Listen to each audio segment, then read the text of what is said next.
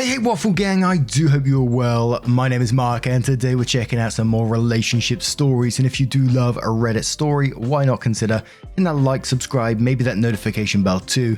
Well, let's crack on with today's first story.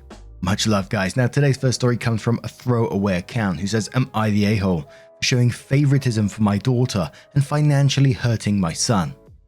My ex-wife, 36 female, and I, 36 male, have been divorced for 7 years now. We have twins, both 17, female and male. My wife and I are the stereotype of high school sweethearts. I'm more of a geek, she was a cheerleader. My son takes after my wife and my daughter takes after me. When they were younger, I gave them the option of allowance. They could either spend the money on what they wanted or I could walk them through investments and savings. My wife was all for this at that time. We explained that they each have a set amount of money that we have put away for future schooling, as well as a car fund. At first, both of my kids decided to invest it, and I started to show them how to and the risk involved. My son put us into a very risky investment against my advice and ended up losing it and decided not to do it anymore within a few weeks. My daughter started off rough, but quickly got the hang of it, playing with different investments and companies. She has been in the positive most weeks. The issue is that due to this, my daughter has saved up more money than her brother. She also likes to spend most of her time over at my house versus my son over at my ex-wife's house. My daughter's interests are more minimalistic when it comes to most things and does not spend a lot of money. She will when she finds things she likes. She's not into fashion, rarely puts on makeup. When she does, it is very light. Bought a used but nice car, etc. They just got their acceptance letters for college, and she'll be able to pick any of her choices due to grades in her savings, plus our contributions. My son, on the other hand, spends most of his money when he gets it. Always has new clothes constantly, bunch of shoes, bought a new very expensive car with payments, goes out all the time and spends everything he gets. My son is upset because he can't go to the college he wants because he would need to get a loan, and with what I make, he doesn't qualify for much. My ex says I need to stop favoring my daughter and financially hurting my son and just paying for his college. Among other things, her and her side of the family are all calling me an asshole for not paying because you easily could. I told him that they had a choice when he was younger and he didn't listen. I also pointed out the fact that if he saved his money, he would have also been able to go where he wanted. He needed to get a job to cover costs if he wanted to go, and life was about choices. Early ETA. I did keep asking him to try again throughout the years, but he didn't care. I gave up almost 2 years ago when he said he wanted to live almost full-time at his mum's house, but an argument that made me back off. I didn't just stop and drop it when he was really young. Edit 2. We did not give him his college fund. He has enough money in his college fund that he can attend a community college for 4 years or a good college for 2. Nothing fancy or big. The money that was invested was allowance or spare money. My daughter would use birthday money, Christmas money, allowance, or any extra chore money. His fund was never used in any way other than for school. It is safe and locked up. Allowance was free to use money. The school and car fund were separate and not accessible by the kids. I'm not bragging, but I could send them both to the best colleges for as many years as they want and fund their lives comfortably. Edits from a comment. Question on what I mean by among other things. Basically unlimited schooling, backpacking trip across Asia, paying his car off, lodging near campus and living money were all brought up, most by my ex-wife. She has not put anything towards these funds. And we're going to start in the comments with ThinAd689 who says, how the fuck am I reading so much not the a-hole? Do some math. He gave up convincing his son 2 years ago at age 15 after trying throughout the years, meaning he did this when they were 10 to 13 years old. He tried to make 13 years old into investment bankers, let his son sink money and expect them to have knowledge about the long-term financial consequences. They were children, and OP is blaming his son for making wrong financial decisions. Again, OP is blaming his son for having made wrong financial decisions at age 13 or less. You're the asshole. Penguin Doctor says not the a-hole. Capitalism, baby. You either make it work for you or you let it keep you down your whole life. My parents paid for my brother's college and I was left to my own devices. I screwed up and didn't finish college, but I don't blame them for any of that. It was all my own fault in the end. But now I'm on the right track and preparing for my future. You taught your children a valuable lesson. and unfortunately, your son hasn't realized how important that lesson is until now. He got himself into this predicament, and he can get himself out using the knowledge you have already given him. Spacey Awesome says, not the a-hole. From what you've said, you were very open and honest with your kids about their options from a young age. I think it's a better lesson for your son to learn now rather than later that he can't just spend money however he wants and not have consequences. He can still go to college, he just have to take out loans and maybe go to a cheaper school. It's not ideal, but if he works hard and chooses a profession that pays enough, he'll be fine. Expensive Safe says, ETA, you're the a-hole. I doubt this will be a popular opinion, but I think you're the asshole in general. Right now you have a choice of helping your kid to get a start on his adult life, and you're using it to make some sort of ideological point instead of helping him. Yes, we can say that the actual child should have made better financial choices, but right now you're going for the win. A kid like you is the winner, while the one like your ex gets to work. It is 2023. How much does he need to work to pay for his school? And thanks to your income, he can't even get financial aid. Make it up to your daughter, but help your son succeed in life by helping him with college. It seems like you can afford it. You just want to be right instead. Teal says, you're the a-hole. You set him up to fail. You were a crappy parent allowing a child to make adult decisions with no safety net. You designed a system to reward the kid who was like you, and give just desserts to the one like your wife, instead of trying to instill good values in them both. You've been actively hurting your son for years. If they are making bad decisions that require adult approval like car loans and investments, then you are making bad decisions. If he is spending money unwisely, stop giving him free money instead of holding it over him later. It's a shame you can't just divorce your son. It looks like you found the next best way to permanently hurt him. Wary relationships says, I mean, you did treat your children equally, and you have no obligation to pay for their school. But I also don't think that children should be responsible for making financial decisions that impact their future at like 10 years old. That seems like an obvious setup. I'm sure he didn't understand the consequences of his choices at that age, so it seems like a shame to make his future suffer for that now. Not that he deserves more money or anything, but your plan to have the kids fundraise their own college without telling them kinda sucked. There's a reason kids aren't supposed to be responsible for that kind of thing, and this is it. Everyone sucks here. Lightly. So then OP does add an update and they say, hello all, hope all is well, let's get down to it. So my original Am I the A-hole was about showing favoritism for my daughter and financially hurting my son. The comments went way far from that topic. It was interesting for me. For the people who sent me aggressive messages, not cool. Some questions to be addressed. 1. Why would I just not pay for everything? I'm trying to teach my kids about financial responsibility. Money has value and nothing is given without work. I bet if my son posted his view, he would call him an entitled asshole. 2. But they were so young when they started gambling with money in the stock market. True, but they have grown up since then. Yes, they are still kids, but maturity does not just develop at 25, like some people on here think.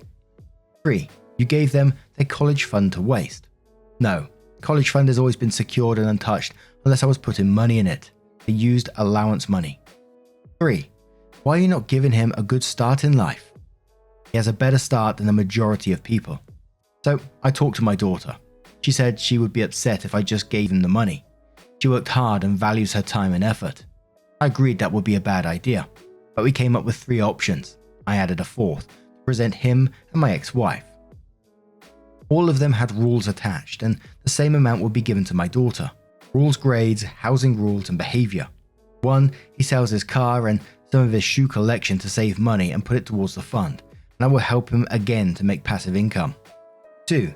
He picks a lower college that is more cost effective but still a good school. He gets a job and I will match his pay. 3. I just give him the money but as a loan, 0% interest, but he has to pay back in a timely manner. Money, if paid back, will go to him in the future, down payment or wedding or something. 4. Ex and family put in the difference in the account. I laid it all out for him. My ex and him did not like it, so I asked my ex why she is pushing this so much and why she has not put any money into the account since we originally opened it. There were excuses and she finally said, I have to save money for my daughter, 6, almost 7 female, unless you want to set up a fund for her as well. I'm setting things up with my youngest daughter, 3 female the same way I did with my twins. I'm not doing it for her daughter. Anyway, I've given him a few weeks to figure out what he wants. He acknowledged that I was right. It was unfair to his sister about the way he went about things and will do better in the future. He picked the modified version of option 2. He's still going to his number 4 pick, is looking for a job, sold some shoes, and said he will be responsible for housing costs. He apologized to me and his sister. I hope he keeps working hard towards his goals. But now I'm going to turn this one to you guys. What do you guys make of this situation? Let me know your thoughts down in the comments below. Let's move on to another story. And our next story, before we do get into it, I do want to give you a warning. It does contain alcoholism. So if you do want to skip the story, please feel free to do so. Timestamps are always down in the description. And it's from Alcoholic Brother, who says, "Am I the a-hole for throwing my brother's alcoholism back in his face when he expressed concern about me drinking?" For context, I, 20 female, in the US, where the drinking age is 21. Both my parents died by the time I was 10. My older brother, Charlie, then 19, now 29, ghosted. He was an alcoholic and felt it was all too much. It's a choice I now understand as an adult, but as a kid, of course, it hurt. I was raised by both my grandmother and older sister, Renee. Then 17, now 27.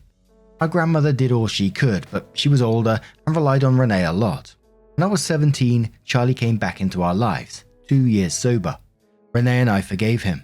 I'm now very close to him and we've bonded a lot.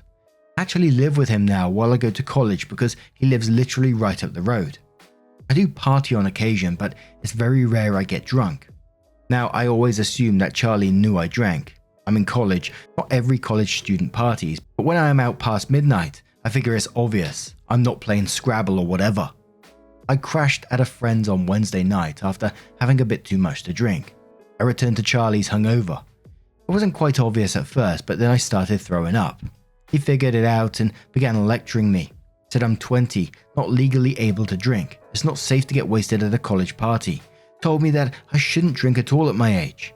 He wasn't yelling, more matter of fact than anything. I wasn't feeling great, had a headache, and found his rant hypocritical. I told him as such. He started drinking at 15, had a huge problem at 19. He abandoned our family when we needed him most. He has no right to judge me or act like a protective big brother now. Charlie got quiet, walked out the room, and later left for work. He hasn't said much to me since. He's definitely not mad, just sad and hurt. Renee told me I crossed a line.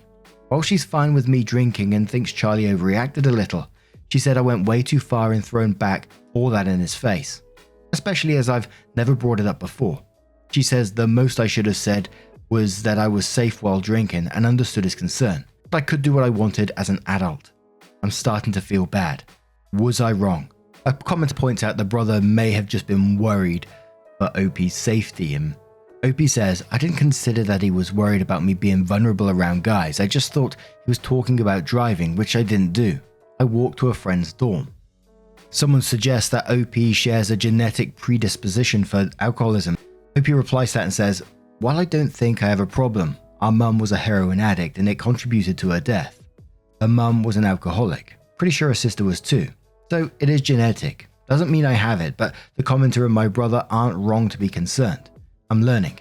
Yeah, I didn't know much about the genetic part, but when you said it and I looked in our family history, you're not far off. I don't think I have a problem, but it certainly is genetic in our family. A lot of people just pointed out how much OP overreacted, and OP says, you're absolutely right. I'm definitely becoming embarrassed. And other people were saying it wasn't your brother's responsibility to care for you. OP says, I don't think he had a responsibility to take care of anyone. I do think he had a responsibility to just not up and leave, so maybe people are right. Maybe I am not really over it. I've thought about therapy a lot. I guess it's time to think about it more. And I can understand, OP may be snapping a bit if you got a bit of a sore head in the morning and not feeling too good and you just snap. I think it was, in my opinion, an overreaction. And I think perhaps Charlie was coming from a place of concern and worry with his past as well. I was happy to see that, OP's going to be seeking help of some sort. But there was an update to this as well, which came the next day and said, first of all, thank you all for being so honest with me. A lot of it was very hard to read and I didn't want to accept it, but I know I needed to.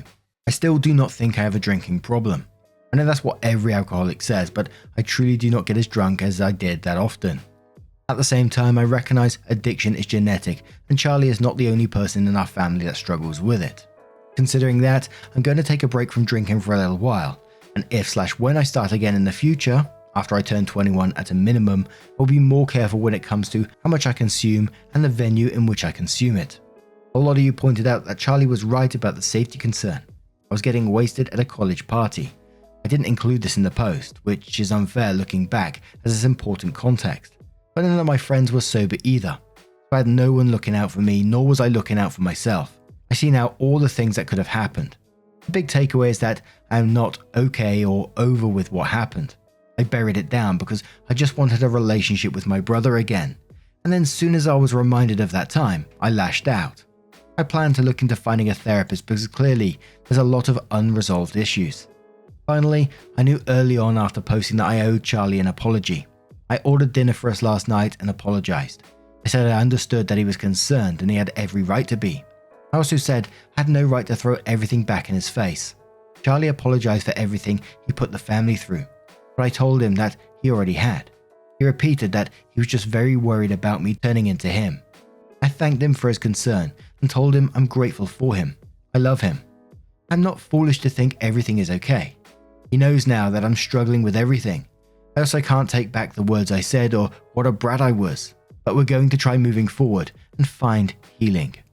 And I'm glad that they was able to take a step back and resolve things in a mature way for both of them, and I just hope that they heal going forward basically. But what do you guys make of this situation? Let me know your thoughts down in the comments below.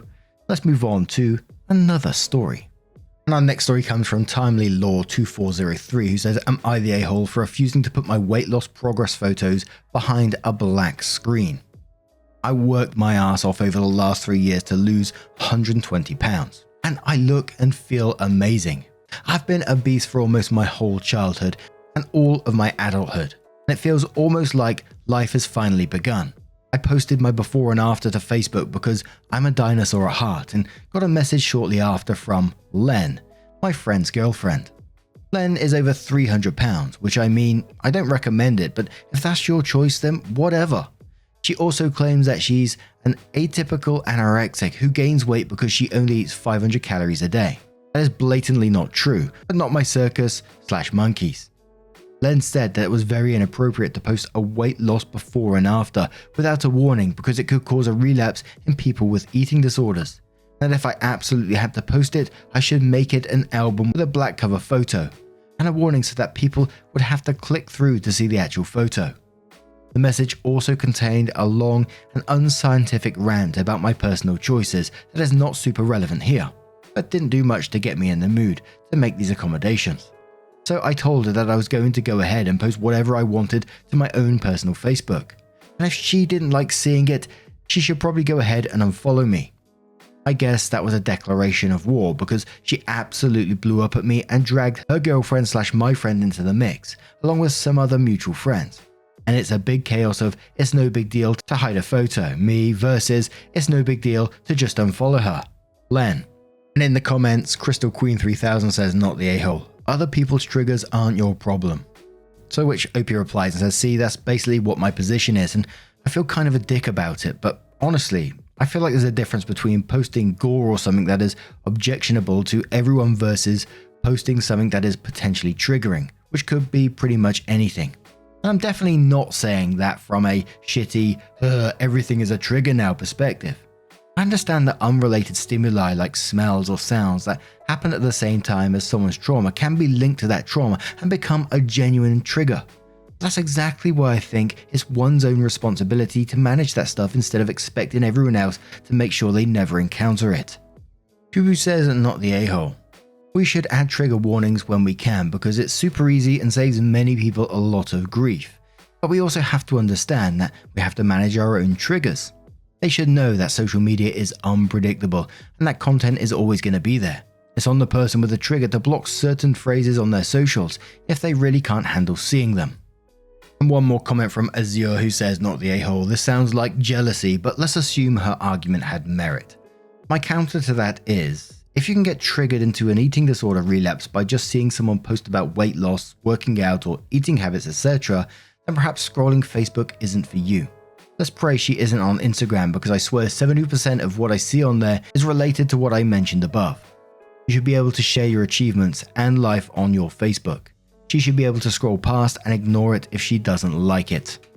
But now I'm going to turn this one to you guys. What do you guys make of this? Let me know your thoughts down in the comments below. And just a huge thank you from the bottom of my heart for getting involved in today's stories. Your love, your support, your time always means the absolute world to me. So thank you so much for being a part of it all. And hopefully I will see you in the next one. Take care and much love.